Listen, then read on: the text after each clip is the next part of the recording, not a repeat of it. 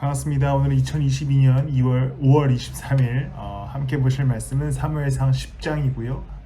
17절에서 27절까지 말씀입니다. 9장에서 사무엘과 사울이 만나게 되고 이제 사무엘은 하나님의 명령에 따라 사울을 왕으로 세우기 위한 절차를 하나씩 밟아가기 시작해요.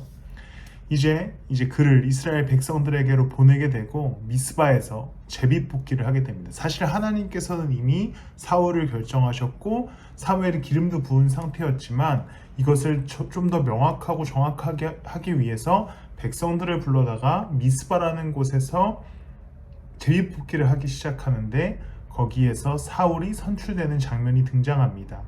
이러한 선출 과정 속에서 10장 19절 말씀을 보면요, 어떻게 기록되냐면 이렇게 기록됩니다.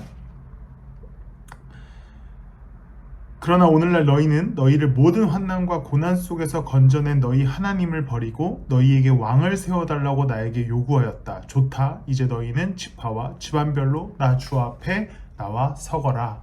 이렇게 말하면서 이 왕을 세우는 과정이 이스라엘의 어리석음 선택임을 보여주게 됩니다.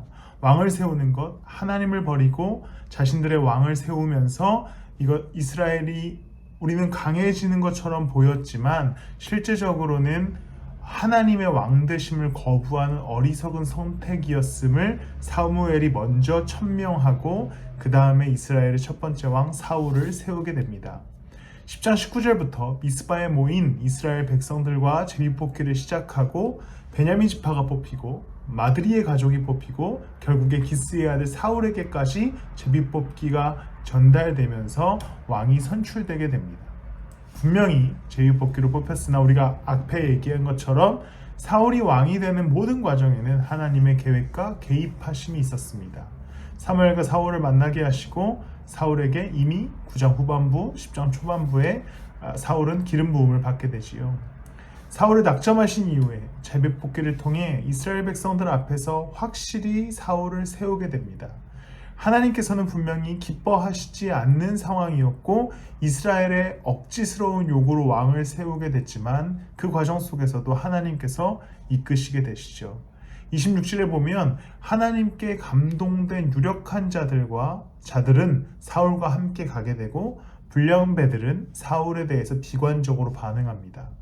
하나님께서 이스라엘이 왕을 세우는 것에서 분명히 불편해 하셨지만 끝까지 개입하시고 하나님께 감동받은 자들은 사울의 편에 서서 이 왕 세우는 모든 과정을 하나님의 주관하심으로 인도하시게 됩니다. 왕을 세움으로써 하나님을 버리는 것과 같은 상황이 되었으나 끝까지 하나님은 이스라엘을 놓지 않으시는 그 모습이 오늘 본문에 드러나게 되는 것이죠. 모든 과정을 하나님의 계획 속에 이끌어 가시고 긍휼히 여기시는 하나님은 불량배들을 사울에게 붙이지 않으시고 하나님께 감동된 자들을 붙이심으로 이제 사울의 왕권을 강하게 하십니다. 처음부터 하나님을 의지하면 좋았겠지만 이스라엘 백성들은 어리석은 선택을 해나갑니다. 그러나 그 어리석은 선택 속에서 하나님의 은혜와 긍휼은 여전히 이스라엘을 돌보고 계시지요. 우리는 오늘 어리석게 하루를 살아갑니다. 죄의 문제로 씨름하기도 하지요. 당연히 하나님의 뜻을 처음부터 알면 좋았겠지만 애석하게도 우리는 실패하기도 하고 잘못된 선택으로 인해 괴로워할 때도 있습니다. 그러나 구원의 은혜를 허락하신 하나님의 은혜와 긍휼은 오늘 우리를 돌보시고 우리의 길을 예비하시고 우리를 이끌어 가실 것입니다.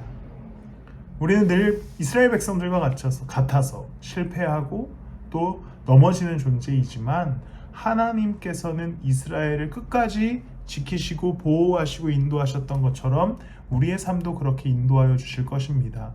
하나님의 인도하심 속에서 긍휼하심과 위로를 누리시는 한 주간 되시기를 예수 그리스도의 이름으로 축복합니다. 기도하시겠습니다. 하나님, 우리는 부족하고 연약하여 잘못된 선택, 죄의 길에 들어설 때도 있습니다. 그러나 우리를 사랑하시고 긍휼히 여기시는 하나님께서 우리를 좋은 길로 인도하여 주시고 주님 우리와 동행하여 주시옵소서. 감사드리며 예수님의 이름으로 기도드렸습니다. 아멘.